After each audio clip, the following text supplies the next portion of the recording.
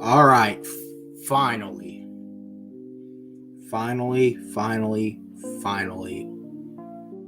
able to get on here from the press conference that lasted an hour and a half, which I really honestly wanted to come on live, and I even tried to, but it's fuck. I gotta tell y'all something. I have awful fucking internet, so y'all are just. It might be this computer, it might be, or I don't know, man. But hey, we live with the struggle. That's what we do, and I know we're living with a fucking struggle right now.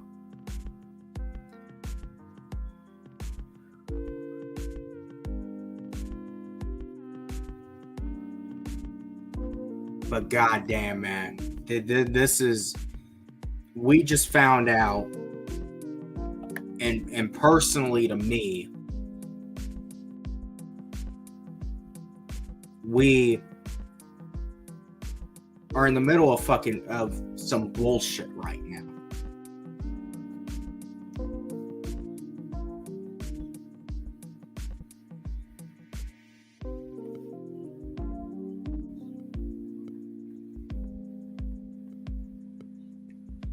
So yeah, man, this is frustrating right now.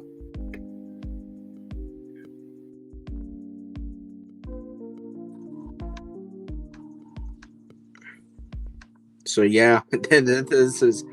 I don't really know what else there is to say. This is, I think, as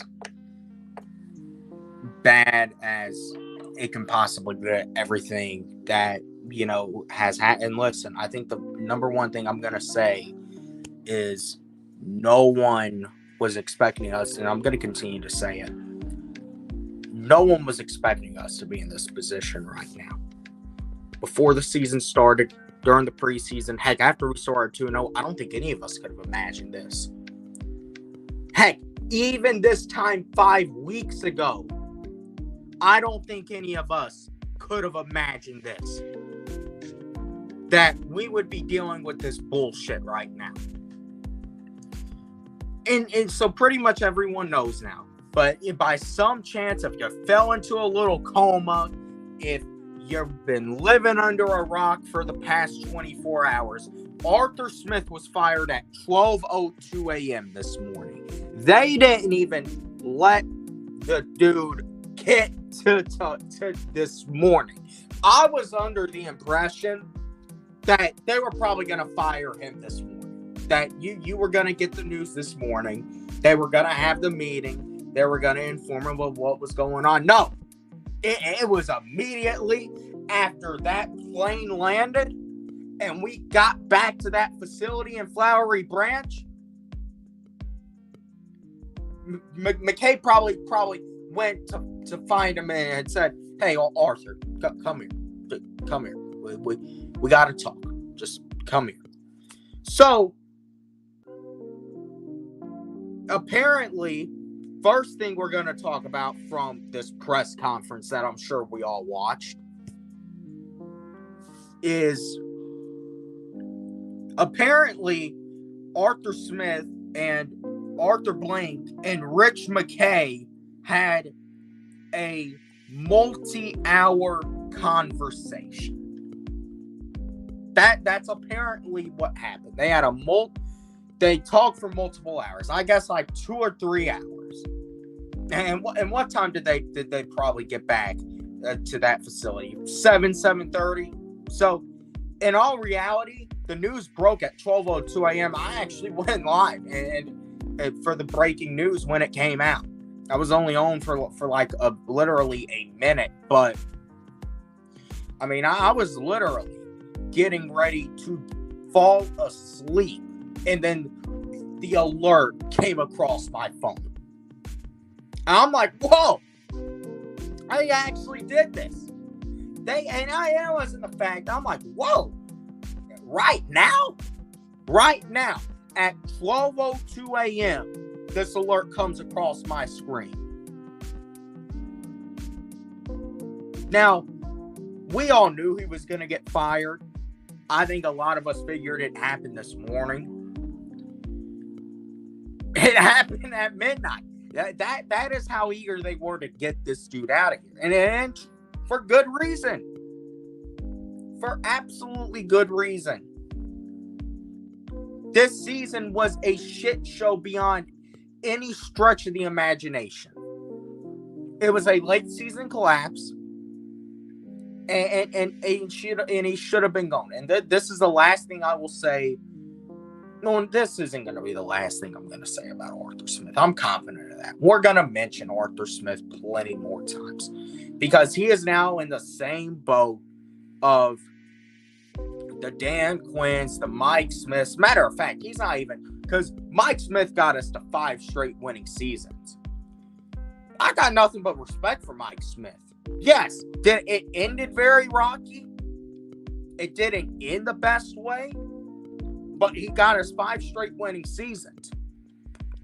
He is what I would argue is the best coach we've probably ever had. Him and Dan Reeves are the 2 best coaches we've ever had. And then Dan Quinn, you can say whatever the hell you want about him. I can say whatever the hell I want about him. He got us to a Super Bowl. Arthur Smith is Mr. 7-10. So the way I see it, he's in the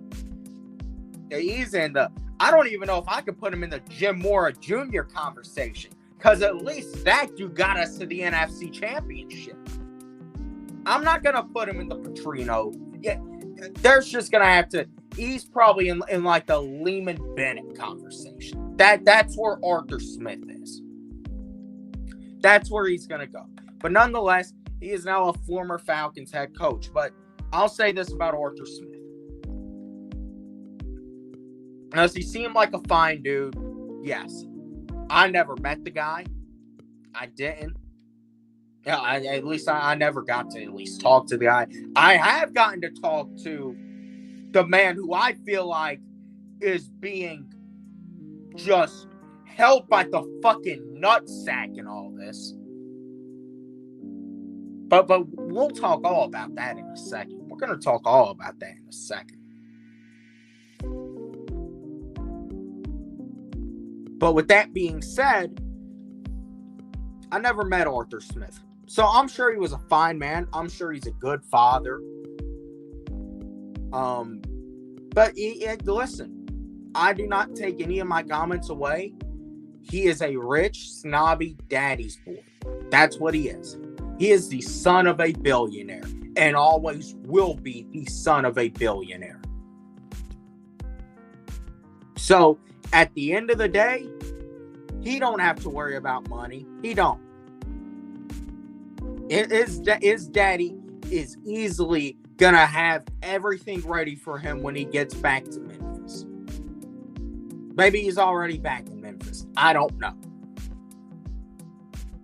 But one way or another, that's the bottom line. Daddy's going to have everything ready for him and his family. Going to make sure they're taken care of. Going to make sure that they probably have the nicest room in the house, because there's that sympathy, So, I mean, he probably I can only imagine what that conversation with his dad was like. Probably just saying, hey, Dad, I got fired, Dad. And then he's like, come back home, son. Come back home, son. We have a room for you. We have a room for the wife. We have a room for the kids, son. It's fine. I'll find someone else that can get you a job, son. That's probably what it was. So, I mean, at the end of the day, all Arthur Smith did was give us 3 straight 7-10 seasons. The way I see it, I don't owe that dude any respect as for anything, because he absolutely sold on what he was brought here to do. That's where I am on Arthur Smith. Now, I'm sure we all know there was a press conference today, just ended 45 minutes ago, where Arthur Blank talked to the media. And guess who was right beside Arthur Blank? Rich McKay, and this is where the first problem comes in. Rich McKay is supposed to be the team CEO. Now, I knew he was always involved in the football side of things. We've all known. But something that really kind of went under the rug for a lot of people, really including myself, until I really looked into it, about only a few weeks ago, was back last winter, around February, March, April, somewhere around there. There's actually some shuffling around in the Falcons front office. Greg Beatles was named the new team president. Now, Greg Beatles don't know a damn thing about football. He don't know it. He don't know it. You think Arthur Blank don't know a damn thing about football? I guarantee you, Greg Beatles probably don't even know what a football looks like. So all Greg Beatles is concerned with is those $2 hot dogs at the Benz. And by the way, I think they were in Mercedes-Benz Stadium for that press conference today. I don't think they were in Flowery Branch. At first I did, but I actually looked at a picture Michael Rothstein posted. It looked like maybe they weren't in the Benz. They might have been in some ballroom somewhere at Arthur Blank's Hall. I don't know where they were.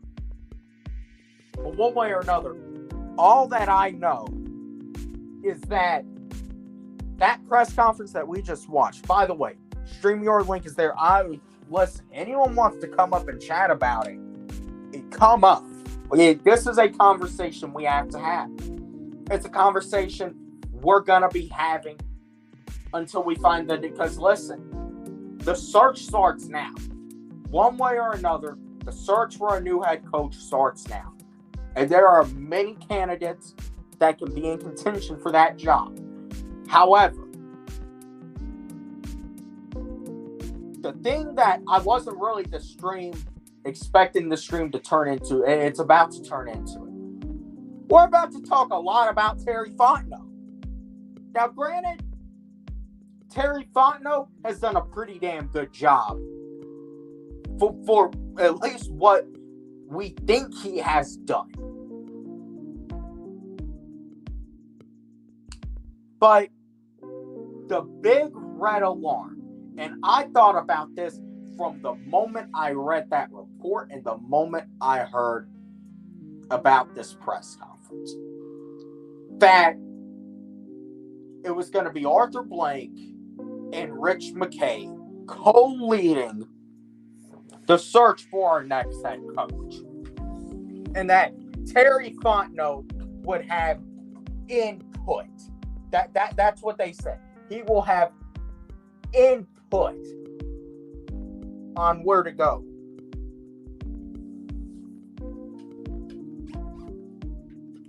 Now, input can be anything. It really can be anything. Input can fucking be just fucking typing a bunch of shit up and putting it God knows where.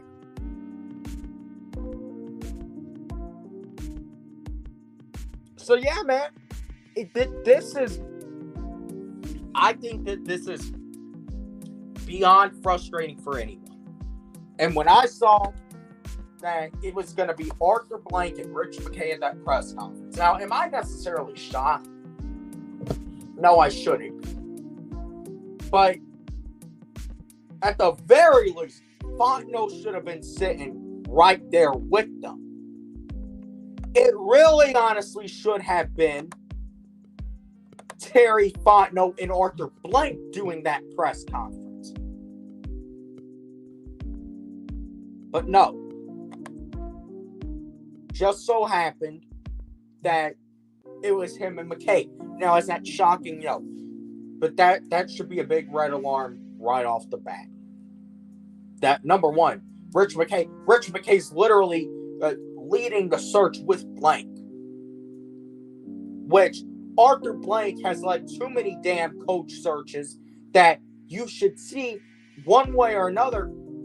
It's only going to work out so much.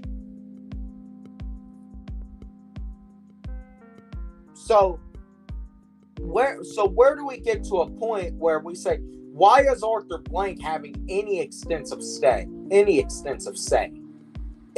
who the head coach is? That's like, ultimately that is what just boggles my mind. Terry Fontenot should be leading the search for head coach. And if McKay wants to put in some input, he can. If Arthur Blank wants to say a little something, he can. Obviously, Blank has to sit in on the interviews. And obviously, Blank has to sign off on everything because, yes, he is the owner. But even at that, what else is there? Terry Fontenot was brought in to be the general manager of this football team. And what I don't think a lot of people understand is that commonly in organizations, the general manager is the head of football operations. Take a look at Detroit. Take a look at Detroit, the Detroit Lions. And we all know where the Lions are right now. They sucked for 30 years, and all of a sudden, they got the right guy in there in Brad Holmes. And by the way, they hired Brad Holmes way before they ever hired Dan Campbell. And I'm going to talk about that bullshit Arthur Blank said in a second. But I can vividly remember they hired Brad Holmes first, then they brought Dan Campbell in. And there should be no damn excuse, because I can also remember that, you couldn't hire Fontenot, or they couldn't hire, whoever, because their teams were still in the playoffs. Because guess what? I think Brad Holmes, before he was with the Lions, who was he with? Was he with I want to say he might have been with Baltimore. I think he was. You know what? No, he wasn't with Baltimore. He was with the Rams. I think he was with the Rams. So I can actually remember, because that was the year Tampa Bay knocked the Aints out the playoffs. I can remember that year. The Rams were in the playoffs, literally lost the day before. And they hired Brad Holmes. Then they went out and they did their head coaching search. And they hired Dan Campbell. So that is how an organization is supposed to be ran. And Brad Holmes, by the way, is not just the head coach. He's the lead man in football operations. And that is the role Terry Fontenot should be in. That's the role I think a lot of us have thought Terry Fontenot was in. However, we found out completely different today.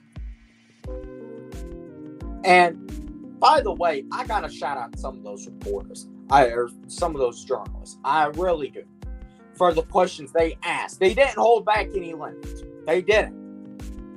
They legitimately just bought it.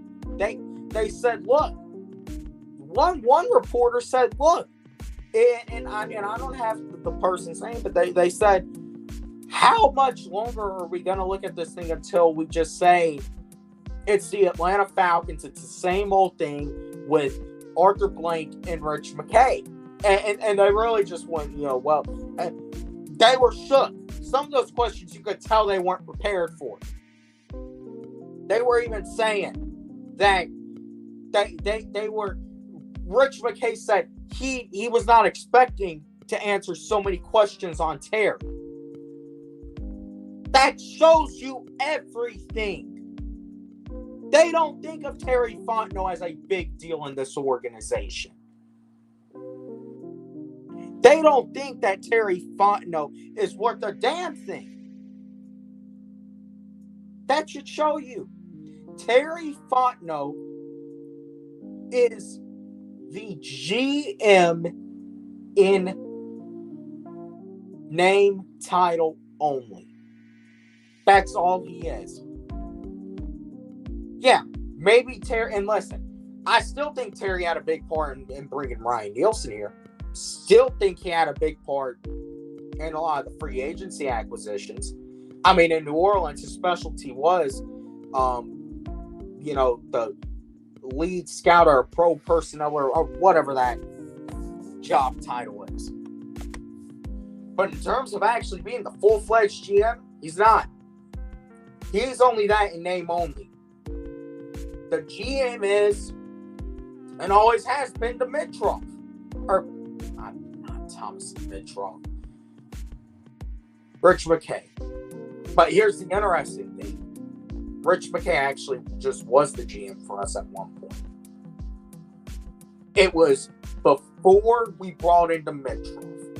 I don't know if a lot of people realize that. But before we brought in Dimitrov, when we had, and this was, when we had Vic here. I don't know if y'all realize, but he was actually the GM. Rich McKay was the GM, and he stepped down and was elevated to CEO, team president. Whereas you brought in Thomas Dimitrov to be GM, and now that title supposedly belongs to Terry Fontenot. But make no mistake, McKay has the greatest say as far as the football side in that organization goes, as far as the day-to-day is.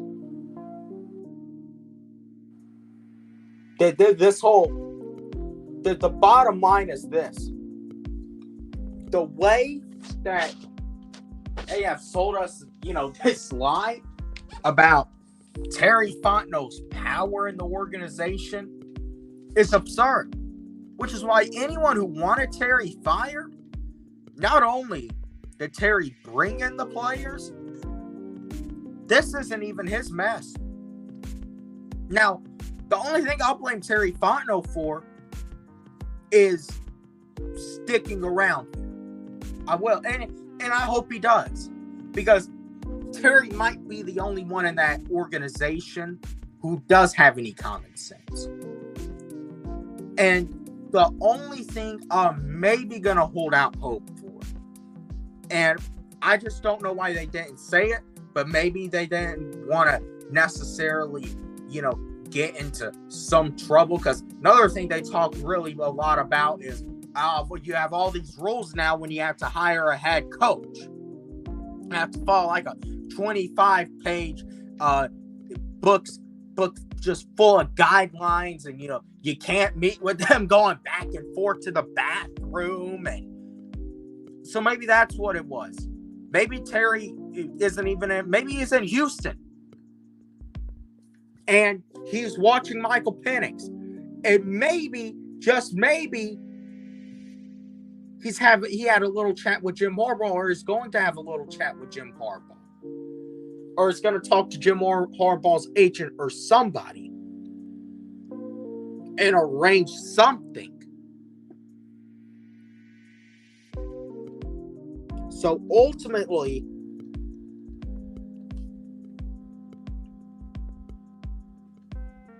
if that was the case, why not just say it? Why not just say, and even this, now I understand they had to get this done today, before they could officially, because they're going to start interviewing guys probably as soon as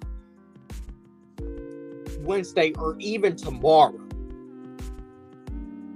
But they're going to start interviewing guys. They are. And obviously, they can't interview a Ben Johnson until Detroit's out of the playoffs or after the end of the divisional round.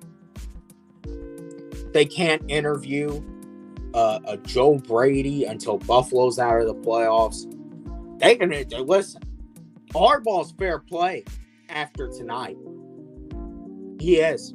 He's fair play. So, to me, and I'm going to go ahead and say it, there is going to be, a lot. I plan on doing this coaching search as well. I plan on either doing one big stream, or what I'm probably actually going to do is I'm going to make a video of our different coaching candidates. That's what I'm going to do. Different potential head coaching candidates. And I'm thinking the first one I cover is Jim Harbaugh. And the second one I'll cover is Ben Johnson. And then I'll go from there. Because those are the top two candidates on my list. Now, they did say this isn't a rush. They're going to take their time. And listen, that is true. And because, listen, you got to get the right, this is it. You have to get the right guy in here. It's got to happen. So, you can say all you want, but yeah, you got to get the right guy in here. You're going to have to do something that is different from these other hires, especially Arthur Smith. You're going to have to do something. And I'm about to absolutely unload on another thing in a second. But that's what I'm going to do. I'm going to be very extensively monitoring this coaching search and where we go.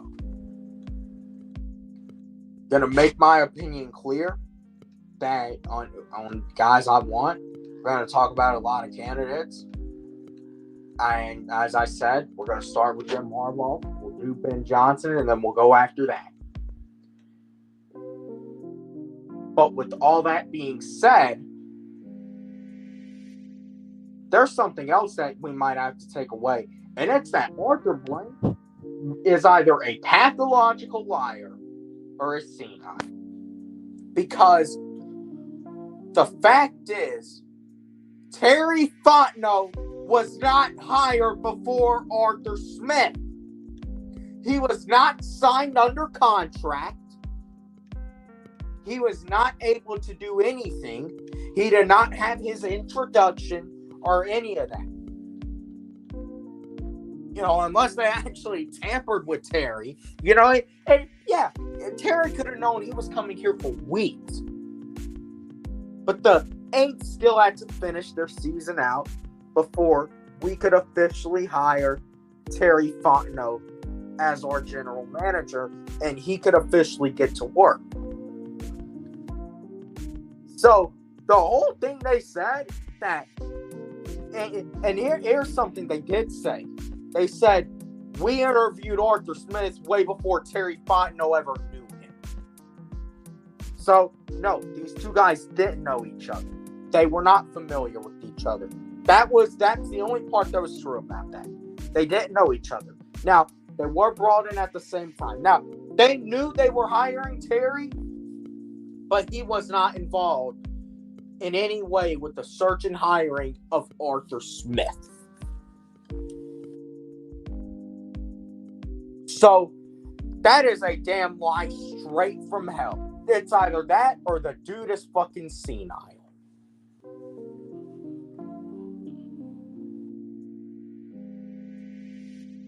So, at the end of the day, this whole, Terry Fontenot, what was it? They said Terry Fontenot is the general manager and that he controls the personnel. Is coaching personnel or is it not? Is my question. But then again, a lot of the stuff going on up in Flowery Branch gets swept under the rug.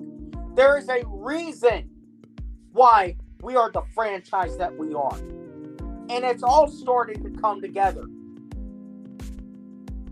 It's all starting to come together because we're not straight at the top. We got a senile owner.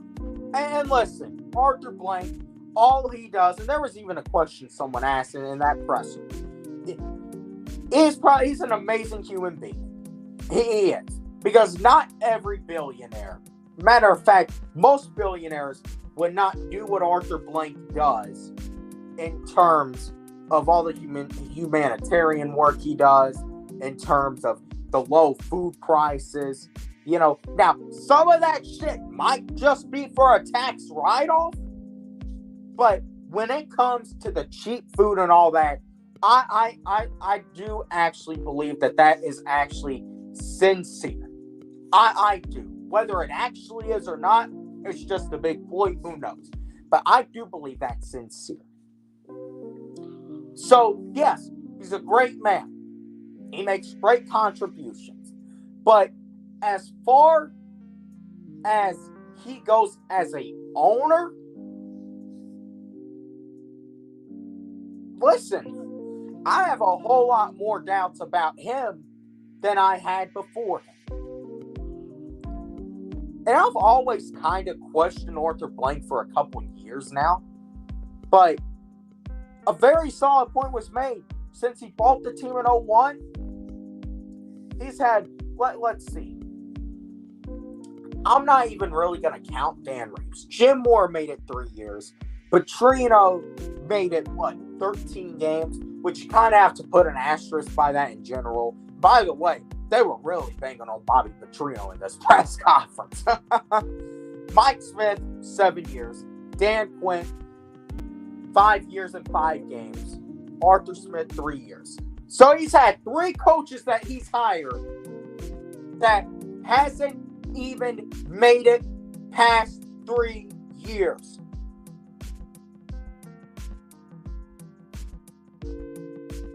So, and he's hired how many coaches in his time frame as owner? 5. Out of the 5, only 2 of them have been able to stay here more than 3 years. Think about that.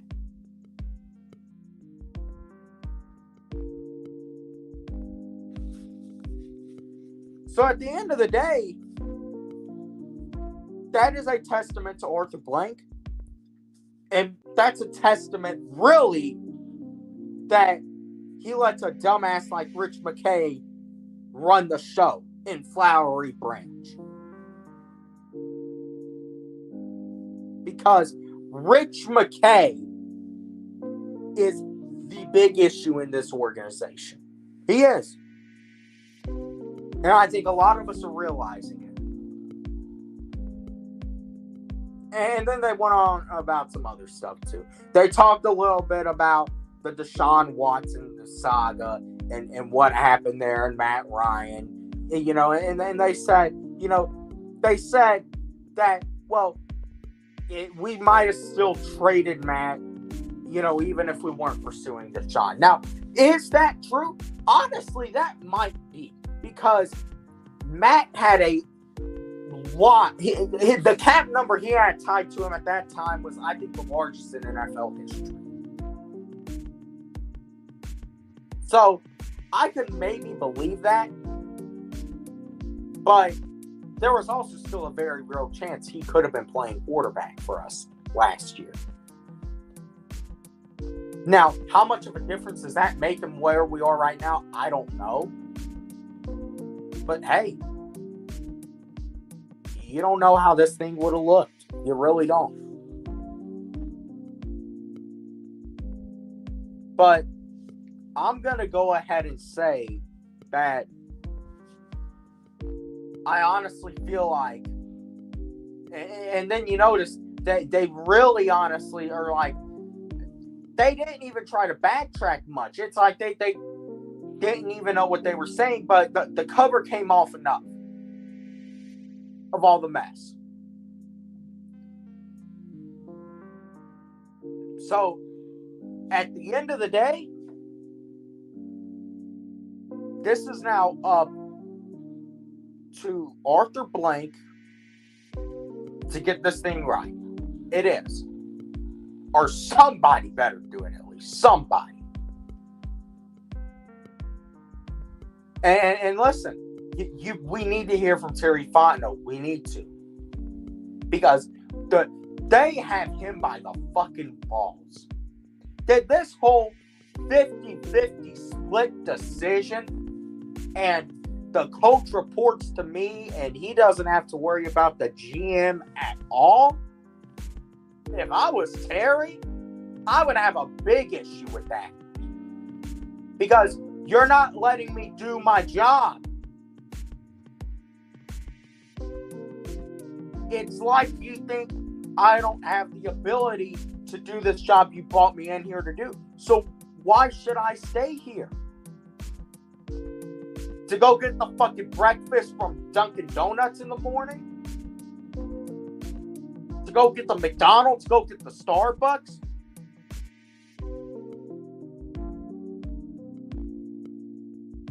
And I want Terry Fontenot here. I do. Terry has that blame for none of this. And I hope he stays here, but at the same time, the way that it seems he has just been so diminished as just a stick figure in that organization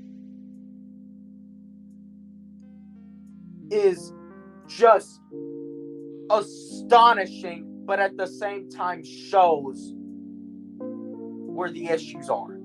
And we know if this next coach comes in here and messes up and is gone pretty soon, at that point, we know who there is to blame. We do. There is no hiding it. There is none of it. So at the end of the day, yeah, that's where we are. The link is open, but man, listen. We got the College Football National Championship. I'm going to have to go live probably again later on this week.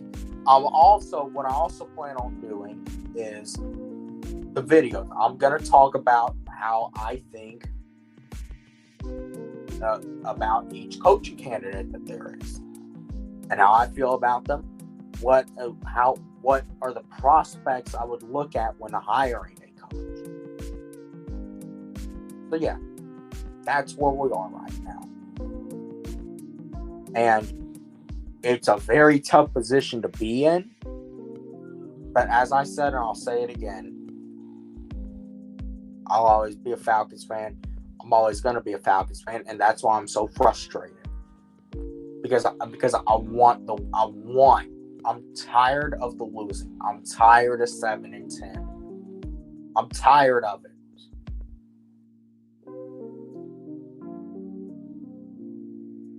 Ever since the Super Bowl, with the exception of the year after, we have literally been the definition of mediocrity. We aren't flat out awful, and we aren't good enough to do shit. We're the definition of mediocrity. And I want that to change. And I want to get a coach in here that can do that. And that's why, honestly, I say I'm at a point where, listen, I said it on Twitter, and I'm going to go ahead and say it. That's why I would want a Jim Harbaugh to be here. And why? Even though I'm not excited about the prospect of having a Bill Belichick here, I'll say this. I'm not saying I want Belichick here. But I will say this. Belichick you can't drag around. Belichick's gonna tell Rich McKay and Arthur Blank, you go sit in that fucking box and let me deal with everything here. Go in your fucking office, do whatever you need to do, get the fucking tickets sold, get the marketing team on top of their game, and let me control this thing. Belichick said he just wants to coach. That's the point he's at. He just wants to coach. Now, would I like the prospect of it? It's not one I most desire. No. If I were to pick a guy who has experience, I would go with Harbaugh. But ultimately, the point that I'm at, I want to win. That's where I'm at. But with that being said, I will see you guys. Might see you guys tomorrow with a video. Man, typically Tuesdays was when I would do my pick videos. By the way, I am probably going to say this Thursday is when I will have my official playoff prediction video out. I'm picking every game in the playoffs. I think they turn out. I'm gonna pick the Super Bowl, how I think that turns out, and yeah, that's what we're doing here. And then obviously tomorrow, might even start off with, the coaching candidates, prospects. So with that being said, guys, you're gonna watch on replay. Appreciate you for the support. Everyone who taps in, appreciate you for the support. With that being said, see you guys in the next one. I'm out.